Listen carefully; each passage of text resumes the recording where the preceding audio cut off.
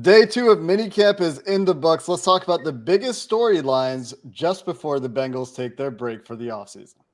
You are Locked On Bengals, your daily Cincinnati Bengals podcast, part of the Locked On Podcast Network, your team every day.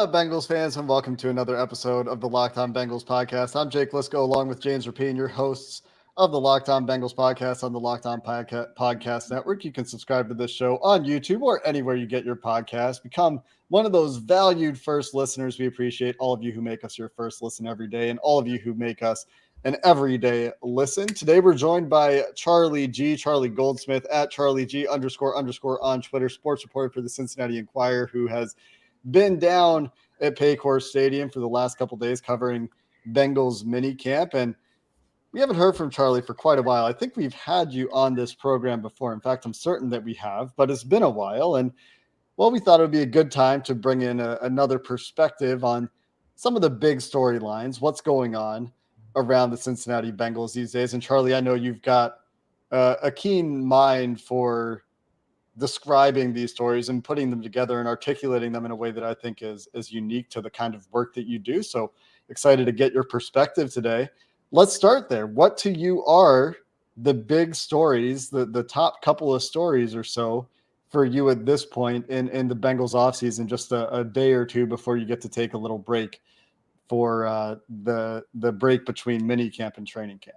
Yeah, number one for me, and I'm sure you guys have mentioned this, but Chidobe Awuzie, Cam Taylor-Britt literally told me today I didn't know that he'd look this good.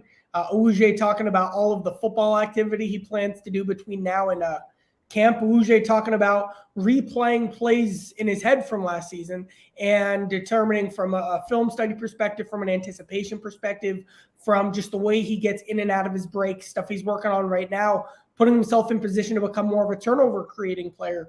All of that, where he's at mentally, where he's at physically.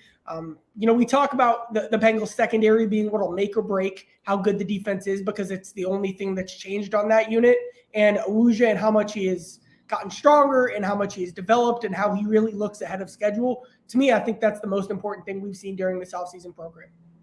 Yeah, I agree with you. I've been really impressed with how he looks. And I've talked about it a lot here on the pod, Charlie. But Cheeto, he's one of the best athletes on the team. We didn't know that when they signed him. I didn't, at least. When they signed him and he was giving Jamar Chase hell when Chase was a rookie, and everyone was like, what's going on with the fifth pick? Well, it turns out Cheeto's really, really good. But he might have the most on the line. We've talked a lot about Jonah. We've talked a lot about, Tyler Boyd and even DJ Reader. But if Cheeto goes out there and has a 2021 season, maybe even a little better than that at 28 years old, and I know that's a lot to ask coming off of an ACL, but if he does, he might go out there and make $16 million a year as a number one corner somewhere else, because it's a contract year. Yeah, if he doesn't get hurt, we're probably having long conversations this offseason. How do you balance the Burrow extension, the Higgins extension, the Wilson extension, and the Awuzie extension? He's someone who plays a premium position. If you're going to give a third contract to anyone, I think it would be the person who plays probably, maybe you can have the debate with edge rusher, the most premium position. I think what's unique about Cheeto is I like him against Tyreek Hill. I also like him against a T. Higgins type of receiver as well, that versatility against number ones. If he is 90, 85% as good as he was last year, that is a corner who's going to get paid a lot of money. Do you think that the extensions qualify as one of the more interesting stories? I know that the Burrow extension is kind of talked out. Joe Burrow's sick of talking about it. He told you guys to hold your questions, right? But outside of even Burrow, you're talking about Awuzie as a potential extension candidate had he not been hurt. A lot of discussion in the last week among Bengals media about extensions for some of those defensive free agents that have come in and have become part of the core of this team. Is that something that we're discussing enough? Yeah, I think it starts with T, and that's obviously, you can have that conversation a million times. To me, T is priority one, and there's a full tier jump between T and the next guy who could get extended, because he is one of the top players of his position. I think wide receiver 2 is one of the 3 or 4 most important positions on an entire offense. When you look at what the best offenses in the league are investing in, and how Zach Taylor and Brian Callahan designed this whole Bengals scheme in the first place. When you look at how young T is, when you look at the opportunity just to keep one of your best players in the band, that T. Higgins contract stuff, probably the overall existential Bengals question, because the Burrow thing, I think we all expect to get done. To me, that is more of a priority, and you really want to focus on that before you even get to a DJ or a Logan or the other guys, Tyler Boyd, in contract years. How would you rank those, Charlie? If obviously Joe and then T, but after that, let's say things don't go well with David Mulugheta, which they didn't with Jesse Bates, and that's T. Higgins' agent and Jesse Bates' agent, for those wondering, and talks break off or they decide to play this year out. How would you rank that next tier of guys? Because you have young guys like a Logan Wilson, then you have Cheeto, DJ Reader, other guys like that you could prioritize as well. What do you think they would do, and how would you rank them? Yeah, I need to see where Awuzie is just physically, but sure. I'll be serious. If he's full go in training camp and looks as good as he can be in training camp, that would be a real conversation that I would have at that point. I would, when you look at positional value, I definitely have him in that tier. DJ's probably next just because of how transcendent he is. Also the fact that they just don't have any realistic path to replace him without using a premium pick in next year's draft. After that, Tyler Boyd and Logan Wilson, I give the edge to Wilson because of age, but it probably is a big ask if you're investing so much in your offense to also have two market value linebackers on the same team. That's probably a big ask. I'm all for investing in the defensive line as a whole. Joseph, I guess he's 1 year off, Osai in that class. But keeping the premium position guys, especially, you look at DJ Reader, you look at Chidobe Awuzie, then probably you get to Logan Wilson. And Tyler Boyd, I guess we'll see what happens, but I'm also interested in using a second or third round pick on a receiver next year. There's a couple guys that have been drafted as potential replacements. We can talk about some of those rookies. There's a couple of guys that are also rehabbing that we haven't talked about as well. And we've talked the Jonah Williams thing, maybe to death. Maybe it's a dead horse at this point for some people, but I want to get your thoughts there as well as on some of these rookies, because we haven't talked a ton about some of these rookies since the rookie minicamp. And I think that how they're doing in the full minicamp, the mandatory minicamp now this week, is an interesting point of conversation as well, where they're working, what units they're working with, and how they're developing in the early part of their pro career. Let's talk about some of those guys coming up next. Today's show is brought to you by FanDuel. FanDuel is a one-stop shop for all things sports wagering, and I get it. The finals, they're over. Charlie Goldsmith's Denver Nuggets. Yes, I got to give him a shout out because he was on the Denver train before anyone not named a Denver Nuggets fan or a diehard Nuggets fan. They took the title, but that doesn't mean that you shouldn't get to FanDuel right now, because you're going to get a no sweat first bet up to $2,500. That's $2,500 in bonus bets back if your first bet doesn't hit. And whether you're wagering on the Cincinnati Reds and Ellie De La Cruz, maybe you want to go the NFL futures route because you think Joe Burrow is going to be MVP. All of that and so much more at FanDuel, America's #1 sports book. So visit FanDuel.com/lockedon to get a no sweat first bet up to $2,500. That's FanDuel.com/lockedon. FanDuel, official sports betting partner of the NBA.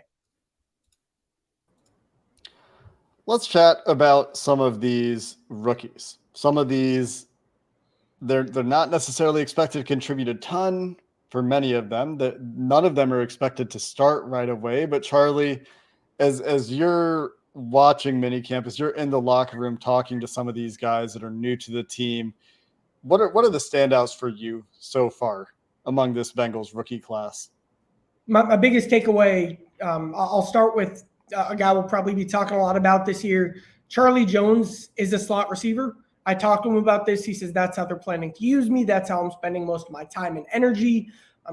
He said I'm really focusing on just the precision of my routes. That is something that the Bengals saw as a strength of him when they drafted him. If you need him to run 7 yards, then cut to his left, he does that really precisely. He's spoken about just the effort with Burrow and the high expectation of being on the same page there. His explosiveness also stands out as well. Maybe he'll play 10 to 15 snaps a game at most this year, but he does give them a different gear. He can be like a gadget type guy in the short term. And then in the long term, I do think they are preparing him for a full-time role in the slot. I agree with you. I think he's going to have an impact, hopefully right away. I think he's got the right makeup. The thing that I think has surprised me, and I haven't talked about this on the pod, Charlie, Andre Iosivas seems to be farther along than most, including myself, expected. Everyone said, project, a couple years, all of those things. He's caught passes from Joe Burrow during this offseason program, during 7-on-7. Might not be anything. It might mean something. But you have him following around T. Higgins. I think that's the right move because he is athletic, and you could kind of see those traits shine through even in offseason workouts. I know it's 7-on-7, but like he is open. And there's something legitimately to be said to that when you are going 75% speed against an NFL defense. He also like could be one of the best gunners in the NFL right now. He had this play. Here I am talking about a special teams rep. No, this is great. This is what I live for, Charlie. I'd never seen this before. So, like, how many times have you seen, like, think of Larry Fitzgerald in the Super Bowl that one year, back end of the end zone, gets his feet down and makes his catch. And I guess maybe that was Santonio Holmes. That's the catch I'm thinking of. It was Santonio Holmes. That's way to rub it in on a Bengals podcast about the Steelers. In the back of the end zone, right? Gets his foot down. You remember that. Yeah. Andre Iosivas made that catch at the goal line to down a punt. I'd never seen that before. Like, toes in front of the line, both feet him down, hands up, bringing the ball in at the high point. That was impressive stuff. And just at the very least, as a gunner, I think there's a lot he brings to the table this season. And that's particularly interesting because of that competition, like who he's in direct competition with. If you assume the first four guys are the three starters plus Charlie Jones, maybe you think Trenton Irwin has a really good chance based on his role last year. He played a lot for this team last year, has the confidence of Joe Burrow and this coaching staff. And if it's only 6 receivers, then the direct competition is Andre Iosivas and Stanley Morgan and Trent Taylor. You talk about the special teams contributions of Stanley Morgan on all those units. Trent Taylor is a return man. I know Charlie Jones was back there fielding punts as well in this minicamp period, as well as Kwame Lassiter.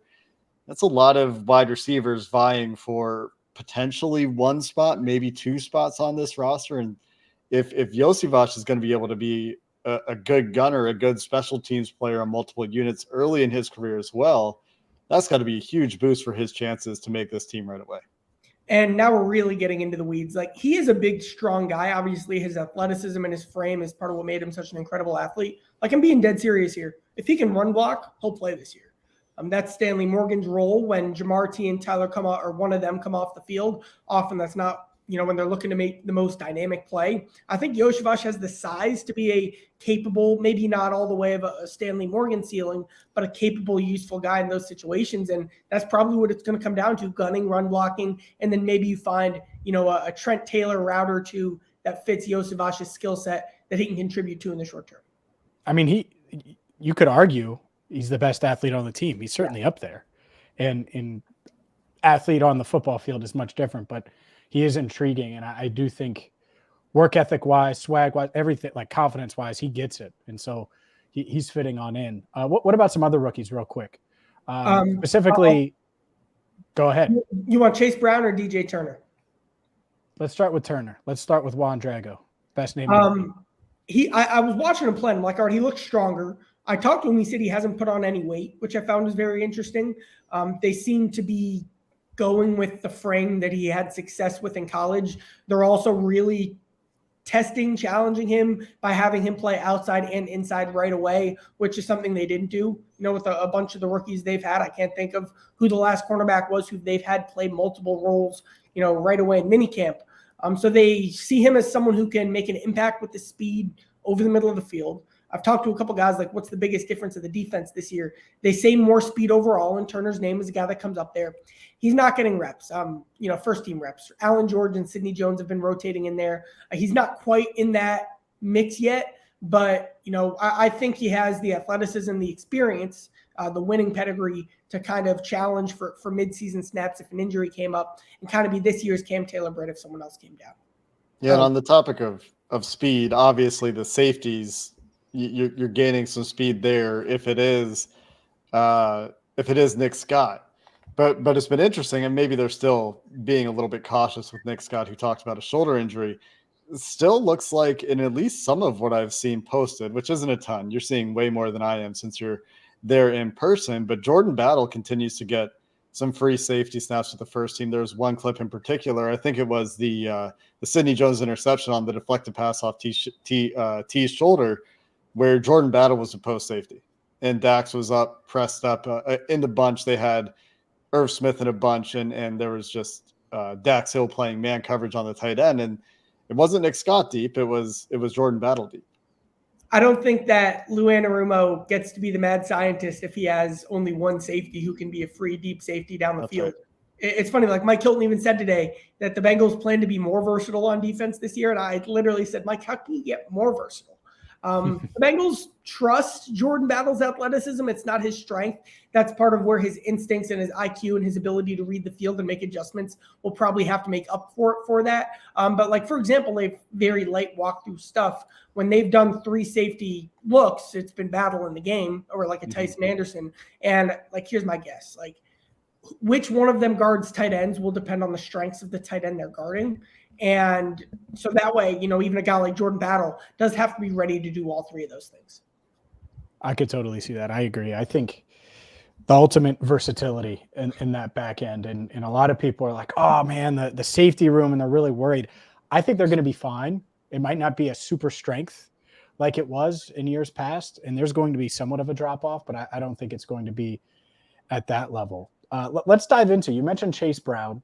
There's a lot we haven't hit on. Maybe we will sneak in an offensive line topic or two, but certainly running back has been a question, a discussion. And I do want to discuss Chase Brown some because I liked what I saw from him on Tuesday. So we will do that coming up next right here on Locked On Bengals.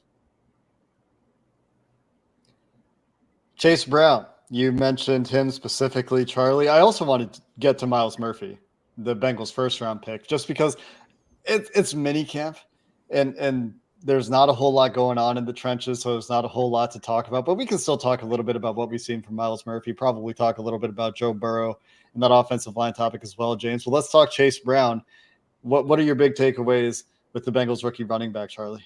So I went to talk to him yesterday and planned to talk about all the typical rookie stuff. And he answered basically every single question by talking about how hard he's working to become a better receiving back and a better pass protector. I'd ask him about his running, and he'd bring that stuff up. I think he fully has the mentality of trying to get and become that third down guy.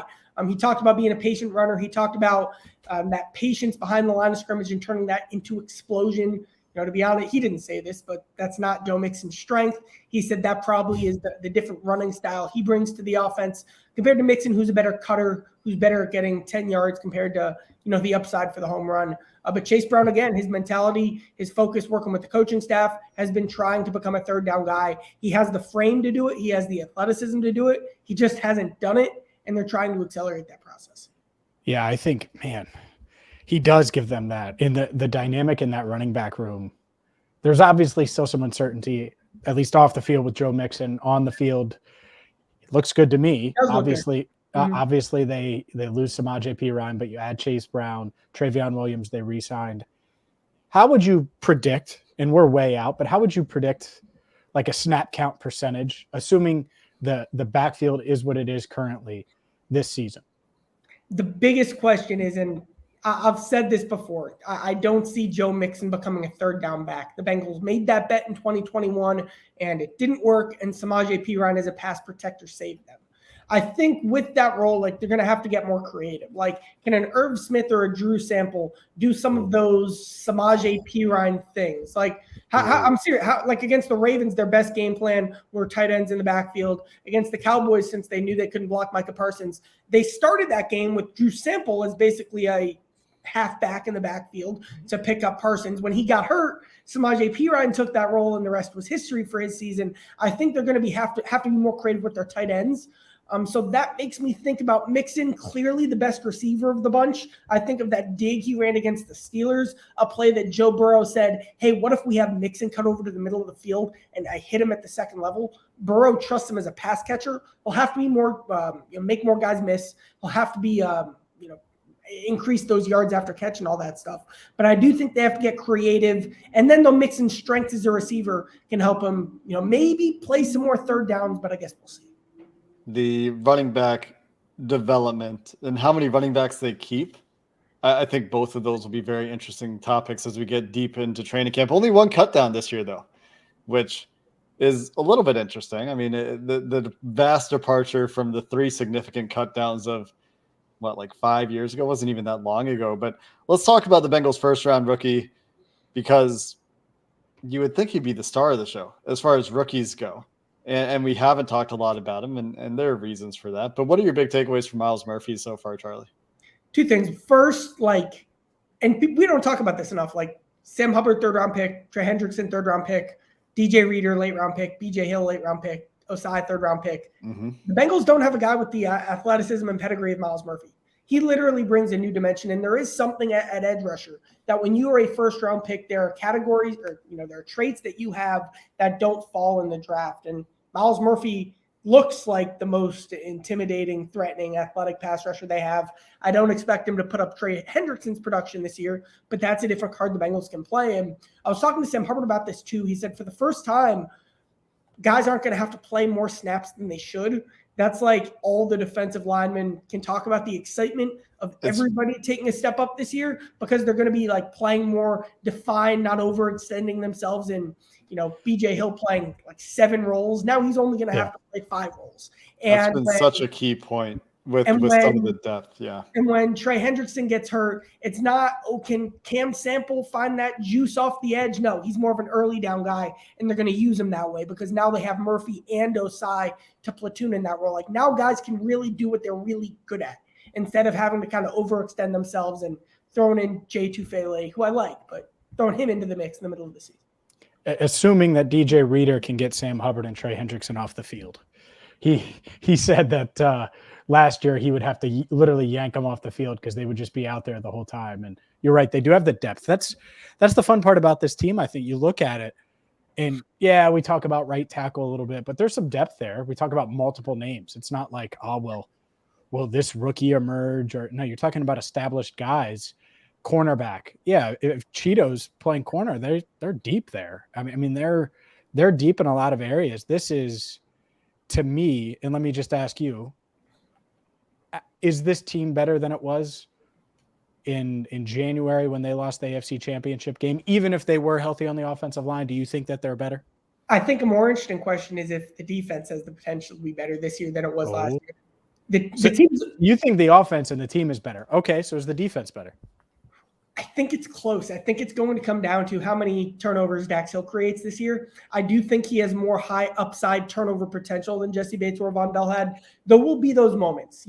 How many of those Nick Scott and Dax Hill have, we'll be covering those moments very closely because that will show you a lot about their readiness to face Patrick Mahomes. But how many guys mentioned the depth at corner and the depth on the defensive line and how guys can really do what they're good at now? They're ready for injuries in a way they weren't as much last season. The continuity, keeping Jermaine Pratt, which is something a lot of guys weren't expecting in the building. Now having him back in the mix, one of the more experienced and probably one of the more talented linebacker duos in the NFL, top to bottom, until you get to the safety duo, which has questions, but does have more speed. They'll be different. And I think different, with a coordinator in Lou Anarumo who can maximize guys with that speed and tackling, different might be maybe even a bit better. I think that's certainly the hope, right? With the depth they've added, with the pieces they've kept, with the continuity they mentioned. Let's hit one more topic, Charlie. I'll let you choose. Joe Burrow, most interesting storyline, or would you like to weigh in on the right tackle conversation? I don't have any new Joe Burrow takes. I have nothing new to say about him. So I'll go right tackle. People forget how problematic the issues that their right tackles have had since 2015. All right, here's Cedric Ogbuehi, who was hurt all of last season, now playing a new position at right tackle after playing left tackle for most of his career. This year, it's going to be Jake Fisher, who had played a billion roles except for right tackle and had shown nothing on an NFL football field. You know what? Bobby Hart, I know he hasn't played well, but the Bengals are saying you're going to talk yourselves into this being the scheme where he figures it out. Riley Reif, I know he's 33, but he's seen it all, and he brings some veteran leadership. Lyle Collins, the most talented guy, but you know what? He's going to have to miss all of training camp because of a back injury. Like the Bengals have tried to talk themselves into a lot of right tackles over the last 7 years. And I know it's a new position. I know it's chaotic, a lot going on with Jonah off the field this year, but I will take these problems if I'm the Bengals because the player and the track record is pretty solid. Yeah, I think people get sick of Jake and I saying that about Jonah. And there was like work ethic questions. By the way, I asked Joe Burrow that. Obviously you were there, and he was like shocked I was asking about Jonah Williams' work ethic. But those are like legitimate things that people were saying. And I wanted him to be on record with it. But yeah, I think if Jonah does what everyone expects him in that building to do, it's going to be their best right tackle. You're right, since at least 2015. My hottest take is that this is a legitimately good offensive line. Like they're good. And the narrative that the Bengals can't protect Burrow is done. That's my take. That would be nice. That's my dream, Charlie. Yeah. That's my dream, to not have to do offensive line segments for, oh my gosh, forever. It's been forever. I talked to Jonah about this yesterday. He was very excited. He said some of the criticism was deserved, but he did make the whole point like, well, we did make it to the Super Bowl in the AFC Championship game. But he said that the narrative can change now. And you just look around. Like, look at the guys. They literally look who's to the left and the right at their lockers, and pretty good guys that they got who have played a lot of good ball in the league. A lot more of a proven track record for sure. And some guys that I've been bullish on and some guys that they're bullish on. If you listen to Ted Karras and Orlando Brown talk up Cordell Volson and the promise he's showing going into his second year. So hopefully we see that Charlie Goldsmith hot take come to fruition. Good offensive line play for the Cincinnati Bengals. Truly good, genuinely good offensive line play for the Cincinnati Bengals in 2023 at Charlie G __ on Twitter. Go follow his work. He does a great job covering the Cincinnati Bengals. You can also find his stuff with the Cincinnati Enquirer, of course. And Charlie, we appreciate the time. For everyone else out there, thanks for listening to this episode of the Locked On Bengals podcast. Zach Taylor will talk to the media to conclude minicamp on Thursday, so we'll have you covered after that as well. And that's it. We'll talk to you next time. Thanks for listening. Hoo day, and have a good one.